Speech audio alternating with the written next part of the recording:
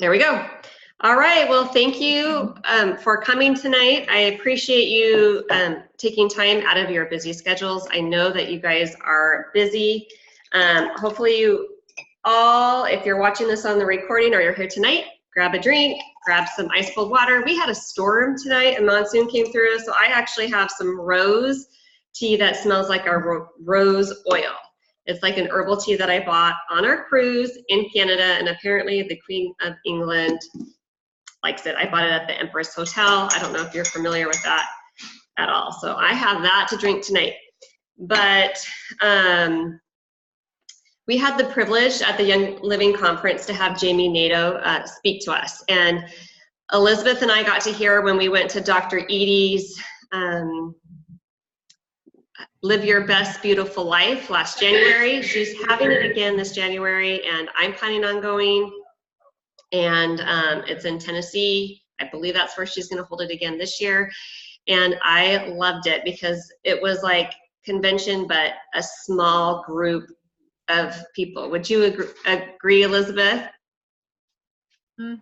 Yeah, it just felt really Yes. nice to be able to get to know everybody on a personal level, and I learned a lot there too. And it was just great to be there where everybody is.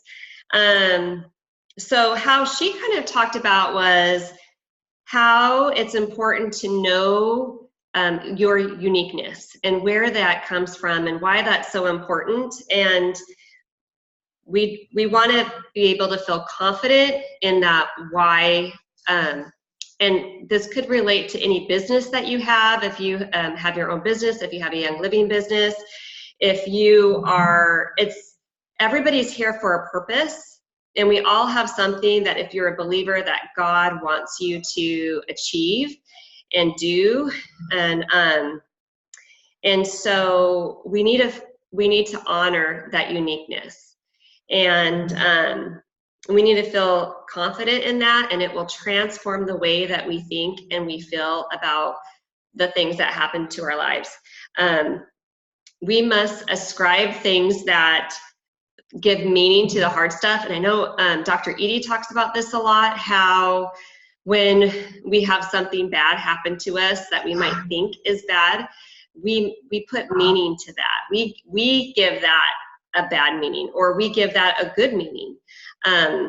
It's however we want to look at it. So she was stressing how sometimes these things come up and we think it's a stop sign. We think it's something that we make it, either we want to give up, or we're discouraged, we are fearful, so we're frozen. And where these stop signs come that make us want to stop and freeze and maybe question why we're doing what we're doing, those are actually gifts that we could use to catapult into the place that we are meant to be, and that we in a place that we could help other people that are going to be in those similar instances. So Jami shared her story, how she was she had these small children, she was pregnant, she was married, and she found out some information that was very, very hard for her to handle. And in the end, she had to go to lots of counseling for this, and it actually involved, she didn't say in the Young Living conference, but what she told us in Dr. Edie's conference is, did my internet just go crazy? Okay, hopefully the recording will be nice and smooth.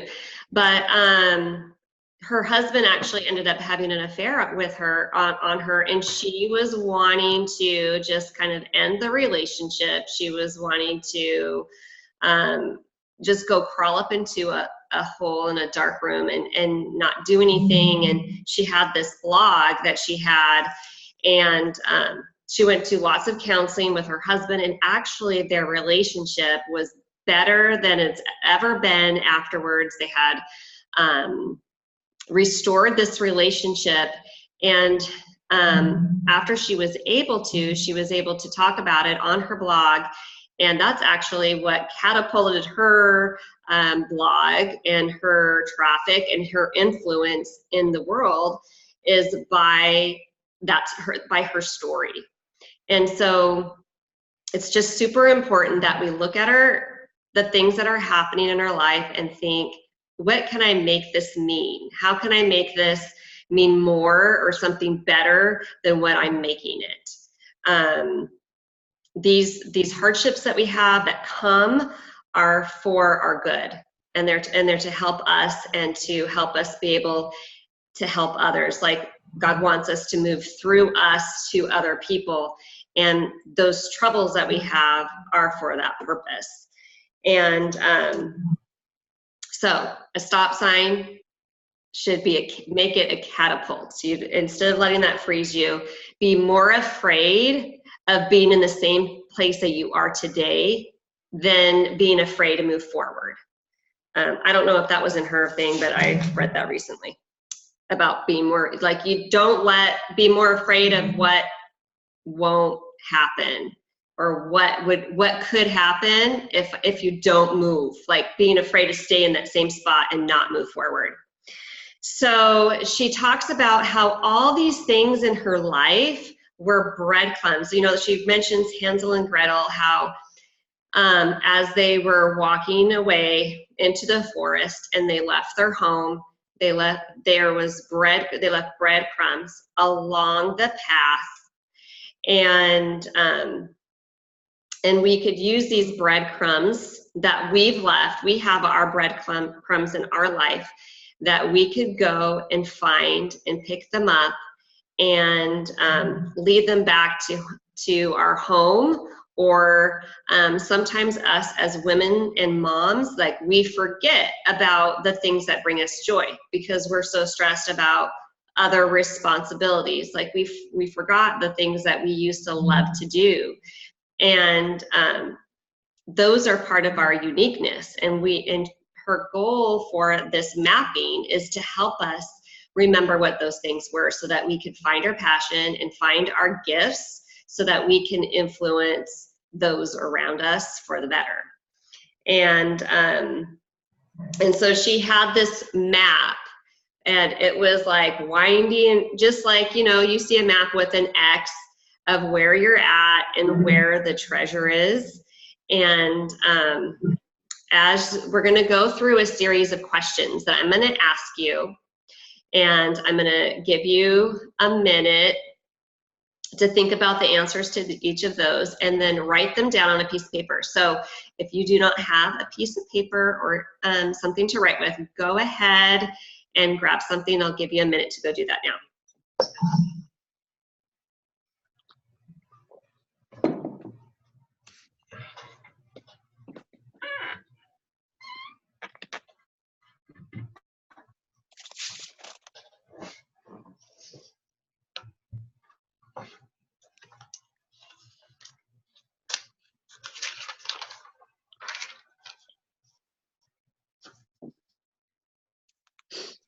Okay. Okay, so I'm going to ask you 10 questions. And I want you to not think too much about them. I want you to take the question and write down the first thing that comes to your mind. Sometimes they're hard because something won't come to your mind right away, and that might be an indication that that's something that you haven't thought about for a while, and you really need to. Because I know that came up with me. It was like, what do I like to do? You know, like, I had to think about some of them, and which is kind of sad. Like, we want to make sure that we're listening to our inner selves and what we need to do. All right, number 1. What do you love to do when you are tired or rushed? What do you love to do when you are tired or rushed?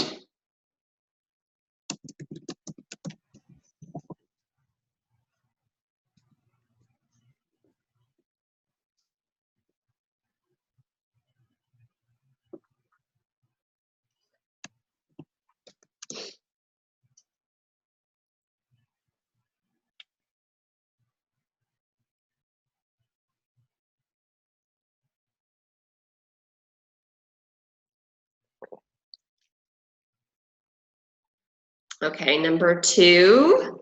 You guys ready to move on? Number 2, people say you are good at what? What do people tell you that you're good at?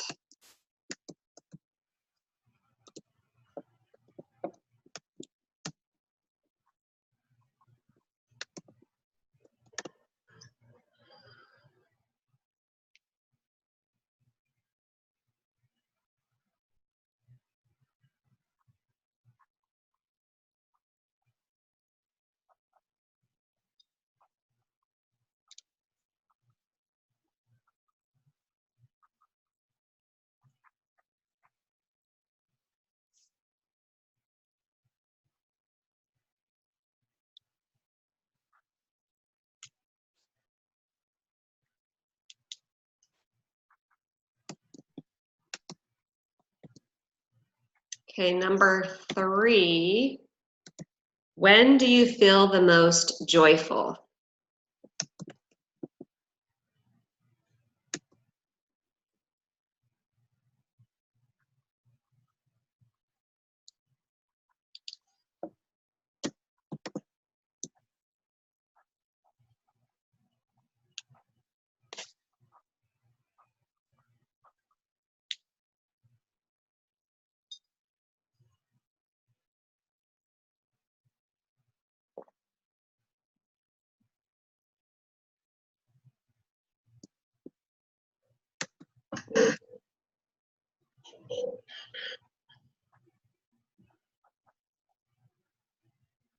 Let me know if you want me to slow down. Number 4 is, what do you lose track of time doing? What are you doing when all of a sudden you're like, shoot, I can't believe it's been an hour? And it can't be social media or internet. It's gotta be something else.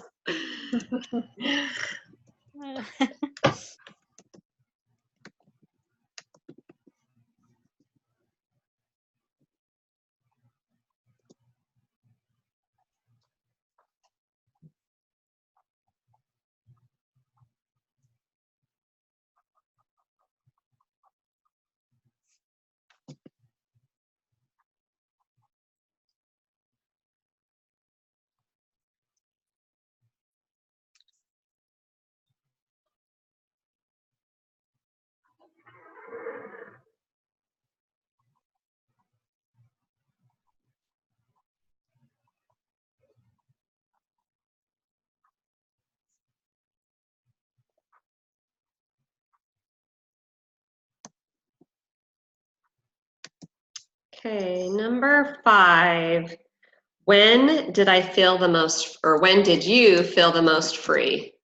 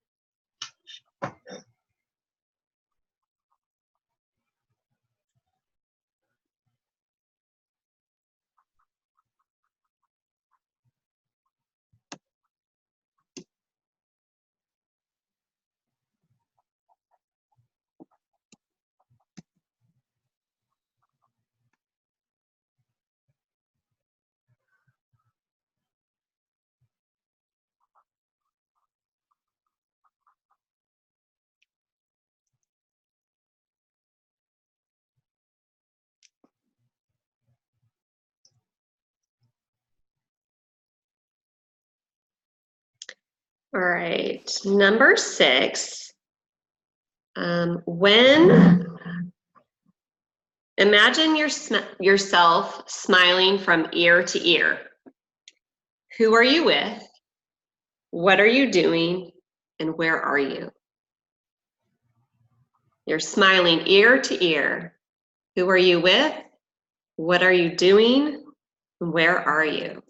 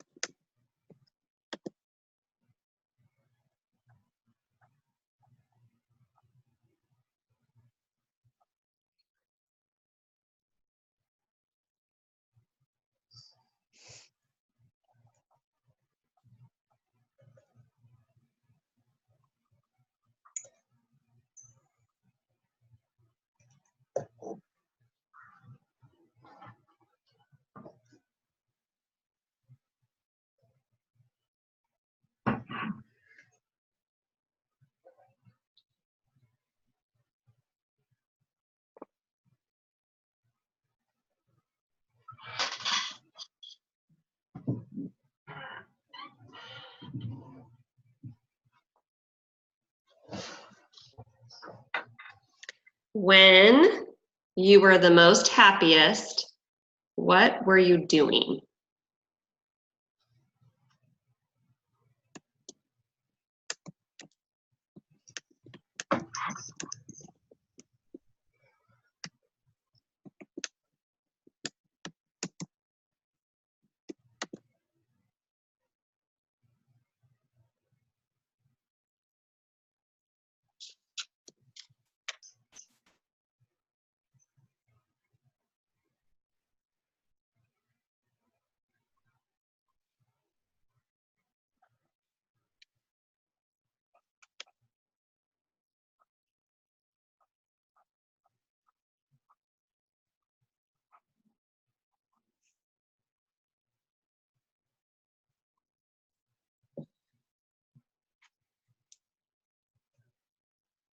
Okay, so this one, for number 8, you're to examine your most valuable possessions other than people. So try to think about what do you most value of a possession, and see if there is a theme going of what you value the most.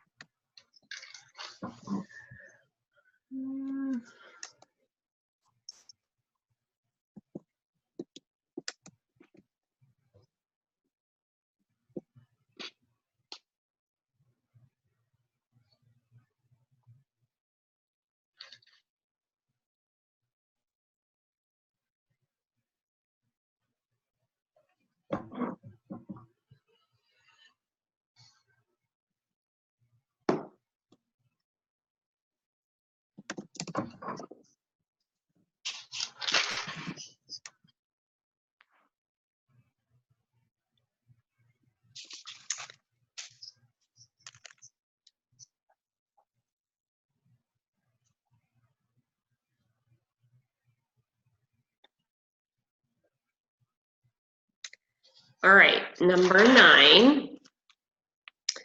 What fictional story or memoir do you often reference or think on?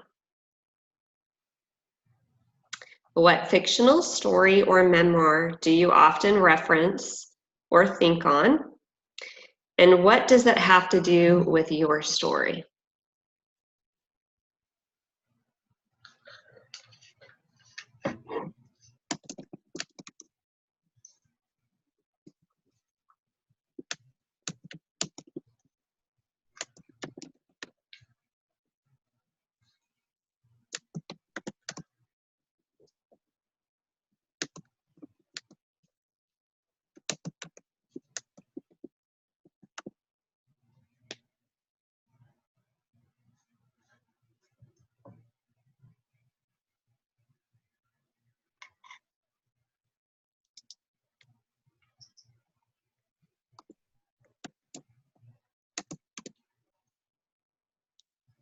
Okay, and 10, if you had all living expenses paid for 2 years, what would you do?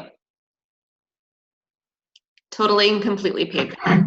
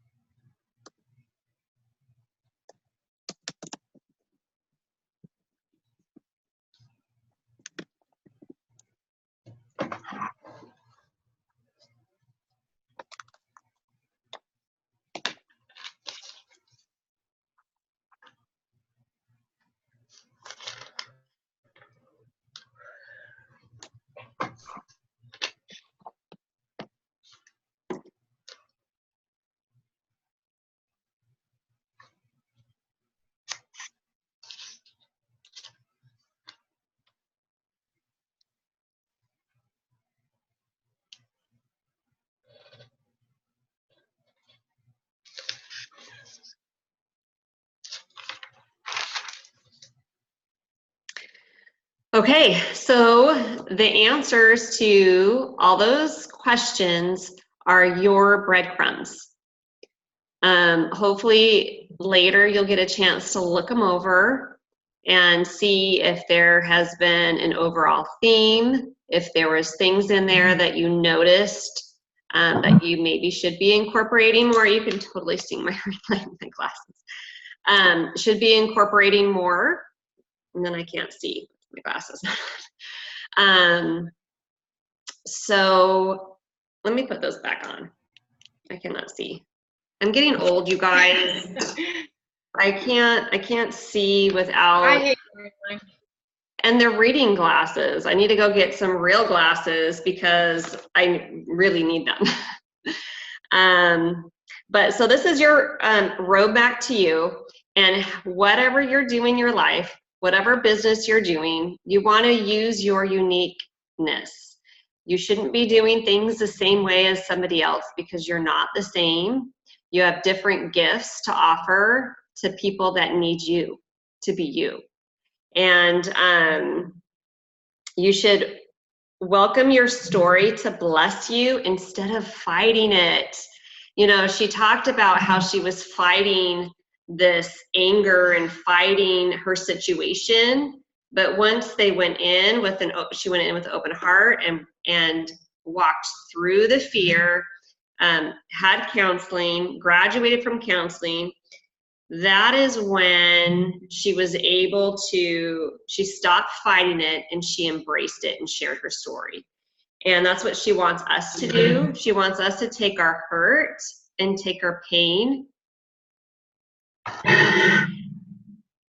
and use our hurt and our pain to catapult us into a position to help other people with everything that we do.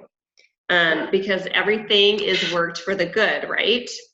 And if you're stuck in a rut, look at your breadcrumbs and see what you could be using to help other people. She referenced the story of Joseph from the Bible, of how he had a bunch of brothers that didn't like him, sent him off, sold him off, was taken, you know, as a prisoner, was accused of things he didn't do, and he was able to still help those who are around him, whether he was in the palace or whatever you call that, or if he was in their prison. He was helping those that are around him, and he was using his gifts, and he was leading with love.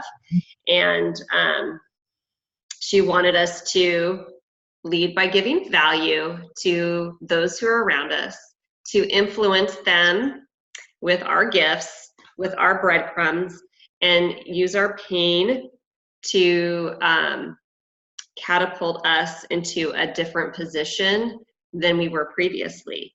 And we need to invite people in and feel a little vulnerable and invite them into our space that we sometimes want to push people away from.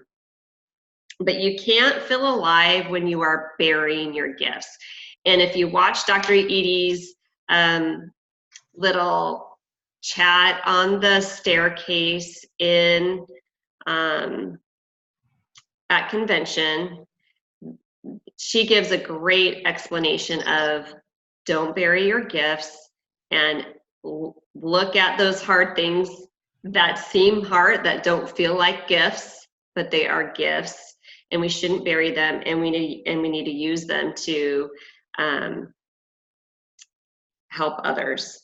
She gives, you know, she says that when your husband loses his job, or when his husband loses his sight, or when you have a little boy in your life that you weren't planning on doing, she's like, it's hard. We're running out of time. We've removed the 40-minute time limit on your group meeting. Interesting. Okay. So we need to just change how we look at it and remember that these are gifts for us. This is happening for us and not to us. We need to make new meaning to those hard things.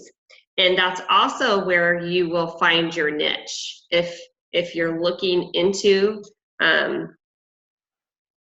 any type of a business where you're going to need a niche, or a place where you want to find influence to help other people's, that is where your niche is.